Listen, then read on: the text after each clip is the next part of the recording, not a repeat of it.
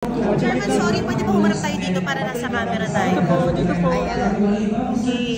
Kuya Arvin, kaya pa? Biggest news na nakita ko kanina was yung heartbreaking news about isang himala na 9 cinemas na lang sila. Well, lahat naman po yan i-review ng ating Playdate Committee. So, siguro by tomorrow, i-review ko rin. Tingnan natin. Pero what I can promise is that pagkatapos maubos ng demands for the malalaking or malalakas na pelikula, ibabalik po natin sila at idadagdagan. Maybe after a week. Yun yung efforts natin, ano? Yes, for every year naman ganon eh. Hindi lang sa isang himala. Para sa lahat ng pelikula, we really have to accommodate yung mga demands ng malalakas na pelikula para ma-achieve natin yung mataas na growth. Pero what I can assure them is that after a week, dadagdagan namin yung kanilang mga theaters kung saan sila ipinaraan. Chairman, kakatapos lang daw ng deliberation. Yes, medyo matagal po. Nagsimula siya 10 o'clock. I was there, yes, sa opening. Then I left. Then I think natapos sila around 4:35 p.m. na. So, ang feedback sa akin, ako naman po hindi nagpa-participate dyan, is that talagang mainit yung discussion, deliberations, nominations pa lang, medyo mainit na yung pagtatalo kung sino ang dapat, bakit hindi dapat yung isa. So, I can say na kung ano man na naging resulta ng deliberations na yan at botohan, ay pinag-isipan. Ang mga jurors po natin ay talagang mga kilala sa industriya. Si Nick Johnson po ang ating head ngayong taon na to. At masasabi ko naman po, kilala niyo naman po siya. Talagang very credible and fair. Chair, may rankings na ba kayo? Box office? Hindi po tayo naglalabas yan eh. Pero what I can say is that yung first day gross natin is record breaking. Record break. Hindi mo rin lalabas yung numbers ng first day. Hindi. Pero record breaking po siya, meaning yung pong first day gross natin is about 25 to 30% higher than the first day gross noong last year. So hopefully we can sustain it. What are the projections for 2020 50th NNFF? Well, for we box don't office? have, match lang, okay na kami. Pero ang lagi ko nga sinasabi, more than yung ma-break yung record, mas ino-hope ko na kumita lahat ng pelikula at walang malugi. That's nice. Parang on track naman, sir, to surpass last year's MMA. Well, kung pagbabasihan natin yung first day, mukha kaya. Pero kahapon daw parang Mas konti kasi siguro may pasok. Pero nung gabi daw, lumakas eh. So, nung gabi, nag-pick up naman daw ng malakas. Thank you, Thank you, Chair. sir. Salamat. See you, Chair. Ano kasama? Highlights and what are the other records that you guys are going to break this year? First day gross natin is record-breaking, highest in history na it's about 30% more than yung first day gross last year. And hopefully, ma-break natin yung box office record last year, which is about 1.2 billion pesos. And more than that, ako gusto ko sana and ino-hope ko na kumita sana yung sa pelikula. Hello? Yeah. At saka ako po, nagpapasalamat po sa inyo. Diba? Because of your support, all these 10 movies, lahat ng mga movie makers natin, nag-level up dahil ay napakaganda ng mga pelikula na tinatalabas. Kaya lahat sila, ito ko lahat from the audience, the movie goers, they all want to watch all 10. Yes, Itaas yun na lang. first itong 50th anniversary of edition and masasabi natin lahat po ng sa pelikula ng kalahok ay may kalidad, maganda yung pagkakagawa, stars natin, and talaga naman po Ayun, ano po pinaka-excited kayo about tonight? Sa lahat ng mangyayari na alam natin, talagang magkasama-sama ang industry na yan. Sa'yo, ano yung pinaka-aantay mo mangyayari?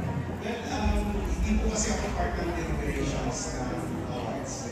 So, feedback lang sa akin ay nag-related yung discussions, deliberations. Talagang pinag-isipan ko yung so I'm excited to see for myself kung sino po yung mga awardees na Wow, I'm so excited dahil sabi nga ni Chairman Don, Attorney Don Artes, sino yung mananalo? Pati siya mismo, ang chairman na mismo, hindi ko rin po alam.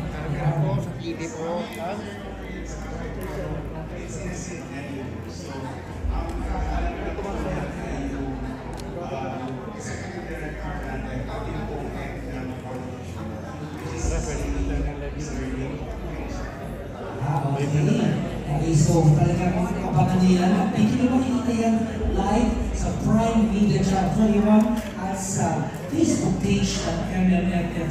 Maraming salamat po. Attorney Romando Artes or Chairman Don Artes ng MMTA. Merry Christmas. First, you guys are dalawa. What a charming couple. I mean, couple something. Please tell us who guys were you wearing tonight? Actually po, winawatan ng stylist namin sila Jiro, Larsho at si Dan. So, yeah, nagbigay lang kami actually ng idea sa kanila natin. And reality na gawin. Kasama na si Direk Chris ng movie on My Future You. So, what is it like, Direk Chris, working with Seth and Francine for this film?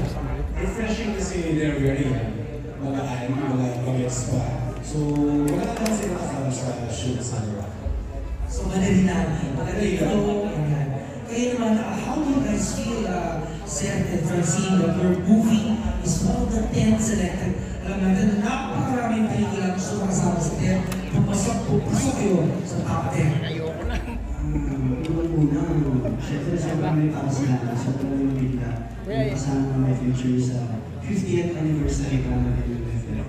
Pero sa kabila naman, hindi mo naman kasama yung katawan sobrang kaba. Kasi lalo na marami yung mga pagkalaw ng country. Tapos, nakita ko na lahat maganda. Lahat masasabi ko ang Pilipino na sobra. Yun. Pero ngayon pa rin, excited ako kasi.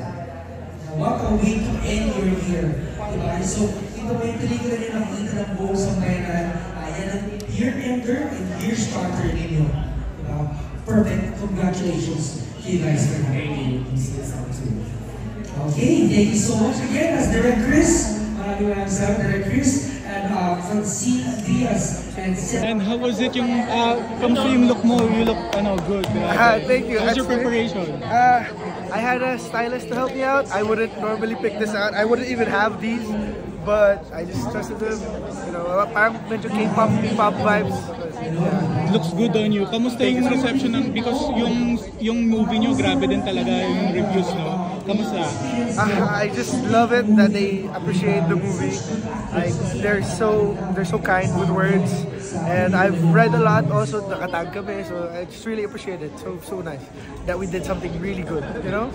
2025 is coming. Any projects? Oh, we have a lot. We have a few. Not a lot. But a few we're looking forward to. Can't say for now. Don't want to jinx it. So.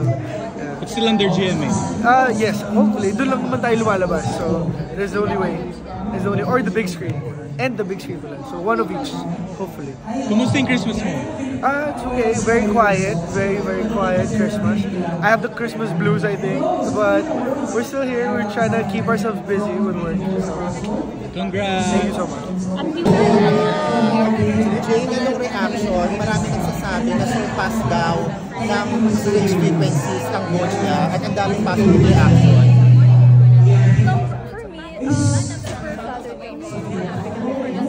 Pero syempre yung regional, alam niyo naman nila ang quality pa rin ng kulina.